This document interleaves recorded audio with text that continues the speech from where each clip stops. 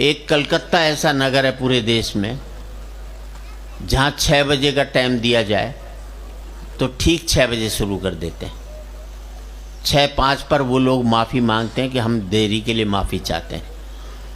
एकमात्र पूरे देश के अंदर मैंने वो देखा, आधा घंटा देर से भी कोई आ जाए तो गेट कीपर ही रोक देता है कि आप अंदर नहीं जा सकते।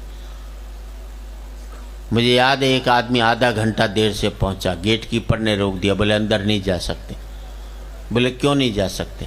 अरे बोले तेरी वजह से दरवाज़ा खोलें और सारे बाहर भाग जाएं तो कौन जिम्मेदार है? तो हाँ, यहाँ पर ये सारी वो सुविधा है। आपको हंसना है, बहुत हंसना है, अपने ऊपर हंसना है, नेताओं पर हंसना है, कोई भी आ जाए हंसना जरूरी है, गलत नहीं हंसना। एक गलत हंसी ने, द्रौपदी की एक गलत हंसी ने महाभारत करवाया था। हंसी वही होनी चाहिए जो सही होनी चाहिए, और हंसी वही होनी चाहिए जो किसी के आंसुओं की कीमत पर हासिल नहीं की हो, तब जाकर के वो हंसी सार्थक होती है। जो 2-4 बजा रहे हैं वो भी रहने दो। हाँ, ऐसा लगता है सारी भीड़ की जिम्मेदारी 2-4 लोगों ने उठा रखी है। 2-4 जरूरी जानकारी हैं जो कि राजेश भाई हैं, यहाँ सरकारी लोग भी होंगे, अधिकारी लोग भी होंगे।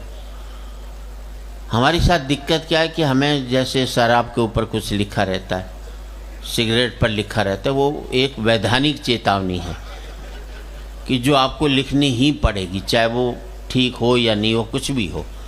ठीक भी है तो भी लिख, नहीं तो क्योंकि कोर्ट का आदेश है।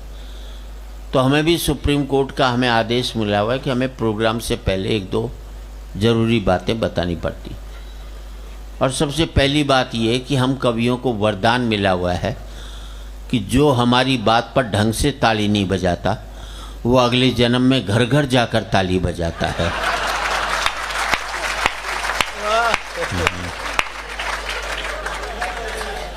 तो इसलिए हम पहले से ही बता देते हैं कि हमारा कहा नहीं है, सुप्रीम कोर्ट ने कहा है कि आपको ये बोलना पड़ेगा। कहीं बाद में ऊपर जाओ और ताली बजानी पड़े अगले जन्म में, आप कहो ये आपने बताया क्यों नहीं था, तो वो एक जरूरी जानकारी होती है।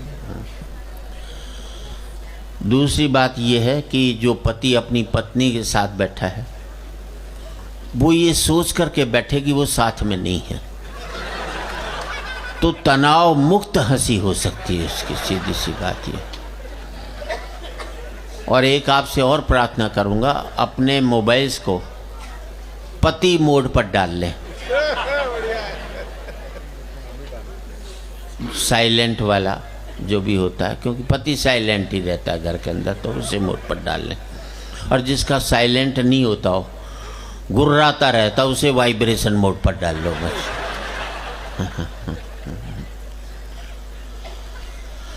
इतनी संख्या में बच्चे बैठे हैं, उनको भी मैं प्रणाम करता हूँ।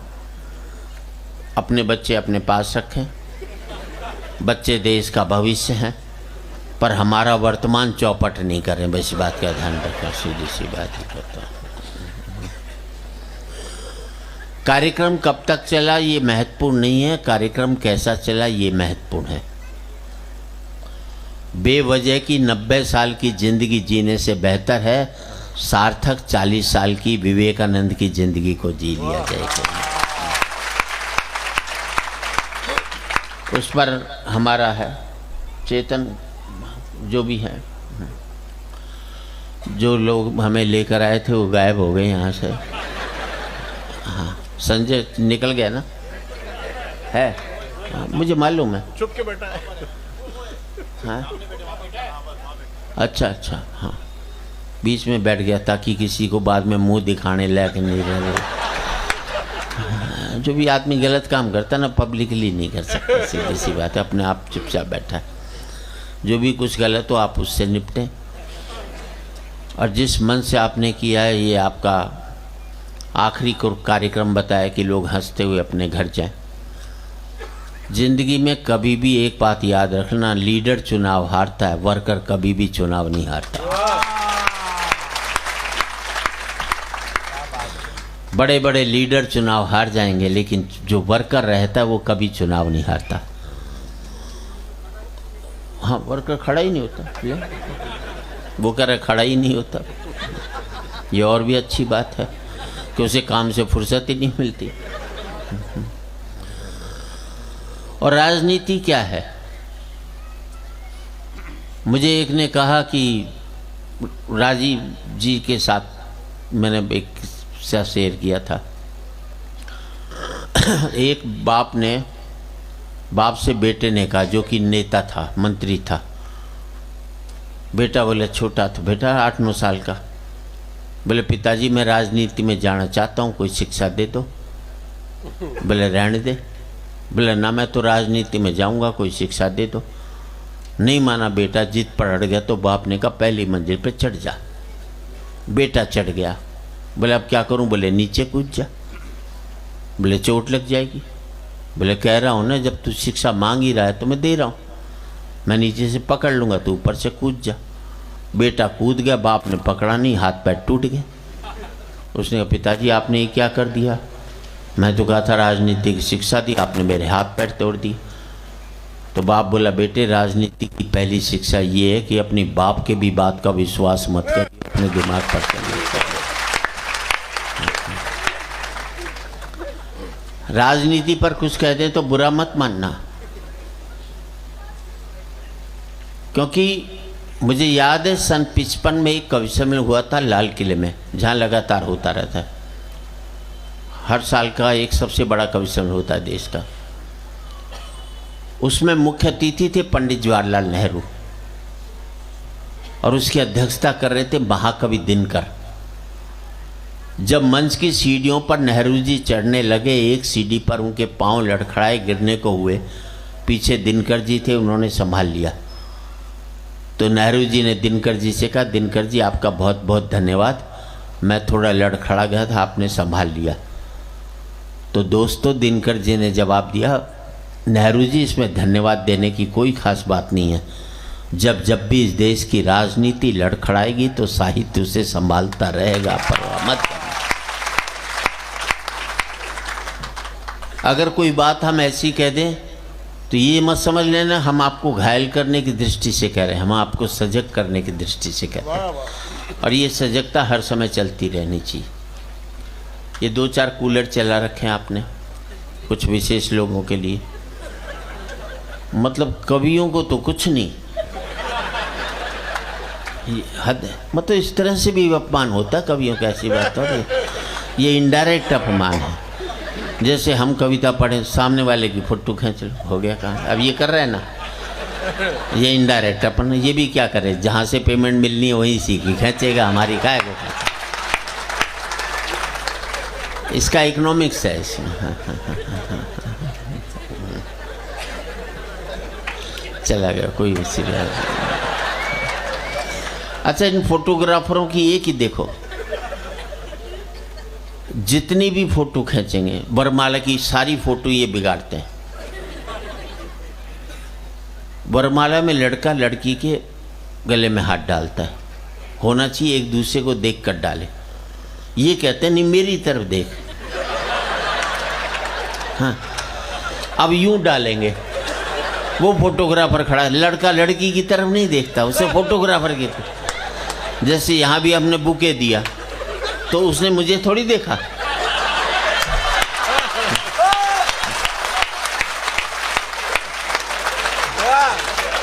उसने भी फोटोग्राफर को देखा, मैंने भी देखा ना, मैंने ये देखा कि कौन दे रहा है।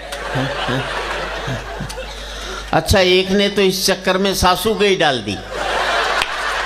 लड़की तो कुछ नहीं बोली, ससुर बड़ा खुश हुआ कि आज तो सस्ते में सलट गई है अपने से। जैसी बात ये। हाँ, मंच में हमारे सबसे दिनेश बावरा, जो कि लाफ्टर चैनल में फाइनलिस्ट तक पहुँचे, आज हमारे बीच उपस्थित हैं। बहुत अच्छे कवि हैं, बहुत ये हैं मंच पर सबसे ज़्यादा उम्र का कवि हंसने की बात नहीं, मैं बची हुई उम्र की बात करता हूँ, खर्ची हुई उम्र की बात नहीं करता। संपत्ति वो नहीं होती जो आपने खर्च कर ली, संपत्ति वो होती है जो आपकी बची हुई है। बची हुई उम्र की संपत्ति इसके पास सबसे ज़्यादा है। उसके बाद में देश का वो ओजस्वी कवि जो कहीं कारगिल युद्ध में, जितने दिन कारगिल युद्ध रहा वहाँ बॉर्डर के ऊपर जो जवान घायल होते थे उनके इलाज के लिए यह आदमी मौजूद रहा। और बहुत बड़े डॉक्टर हैं और एक हॉस्पिटल में डायरेक्टर जनरल हैं आपके बड़ौदा के एक हॉस्पिटल में, जो कि बहुत एक समाज सेवा का काम करता है। हम उनका अभिवादन करते हैं। और देश में वीर रस का कवि इससे बेहतर कोई भी नहीं होगा, मैं समझता हूँ कि आज की तारीख में ये बेहतर है। कद देख लो आप इनका, वैसे लंबे कद वालों ने कोई ज़्यादा तीर नहीं मार लिए। मुझे याद है एक लंबे कद वाला सब्जी वाले के पास गया, बोले नींबू क्या भाव दिए? उसने कहा बैठ कर देख संतरे हैं।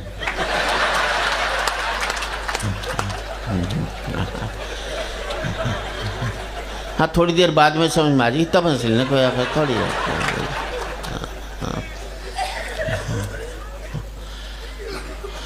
उसके बाद देश का वो कवि, मैं समझता हूँ एकमात्र मंच पर ऐसा कवि है जिसका नाम Guinness book of world record में दर्ज है। आज करण अटल इसको महिला बुके देने आई, क्योंकि ऑर्गेनाइजर ने नाम घोषणा कर दी थी आशा, तो उन्होंने कहा महिला को बुलाओ, आशा है तो कोई बात नहीं, सीधी सी बात है। Guinness book of world record के कवि के लिए इतनी कम तालियां अच्छी नहीं है।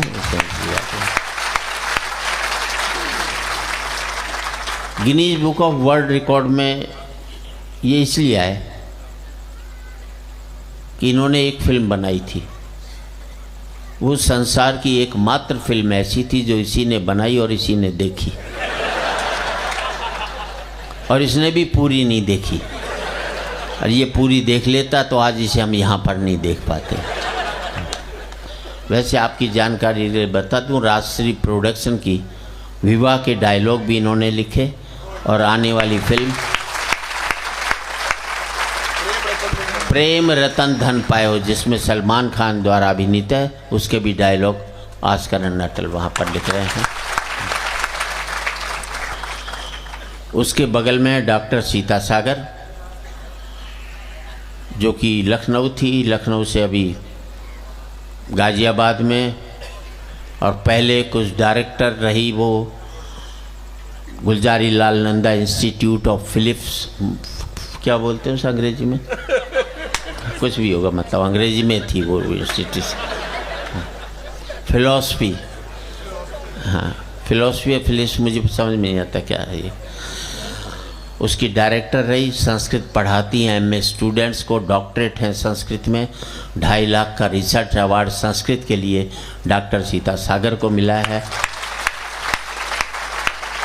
और इन्होंने एक कविता शहीदों पर लिखी थी, जब वाजपेयी जी प्रधानमंत्री थे वहाँ उन्होंने पढ़ी थी, और उसके बाद वाजपेयी जी को समापन करना था, लेकिन उस कविता के बाद वाजपेयी जी ने कहा इसके बाद कोई कविता नहीं होगी, और इनका विशेष रूप से वहाँ सम्मान किया था डॉक्टर सीता सागर।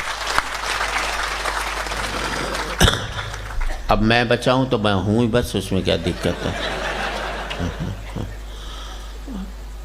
45 साल से कवि सम्मेलनों के मंच पर हूँ, और 45 साल से कवि सम्मेलनों में 45 साल शादी को हो गए। जब मैंने कहा कि मेरी ज़िंदगी में दुख आ रहा है तो पब्लिक की ज़िंदगी में सुख कैसे आने दूँ, मैं उनको भी सुना सुना कर परेशान करता। जो आपका सोने का समय था वो अब मैं कर रहा हूँ।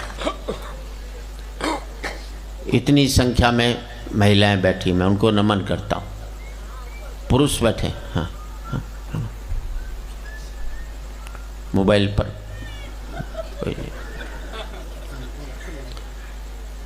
एक बात बता दूं मैं आपको, महिलाओं पर अत्याचार हुए, लेकिन पुरुषों पर भी कम नहीं हुए। हम बेचारे बोल नहीं पाते, ये बोल पाती, हम नहीं बोल पाते, बस सीधी सी बात है।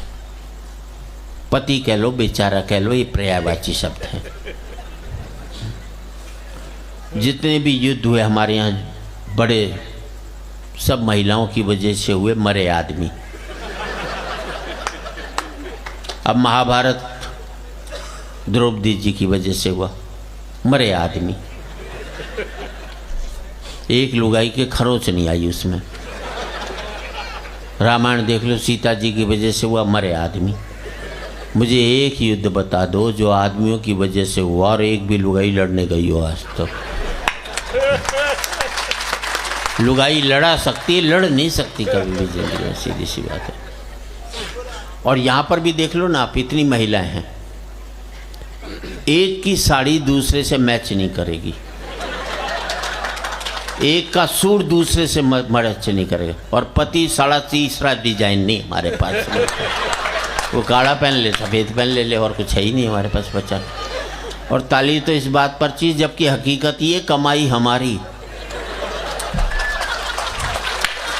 तब हमारी ये हालत है पतियों की। इन लुगाइयों की कमाई हो रही होती, हम पति लोग तो कच्चे बनियान में ही घूम रहे होते, इससे ज़्यादा नहीं मिलता होगा।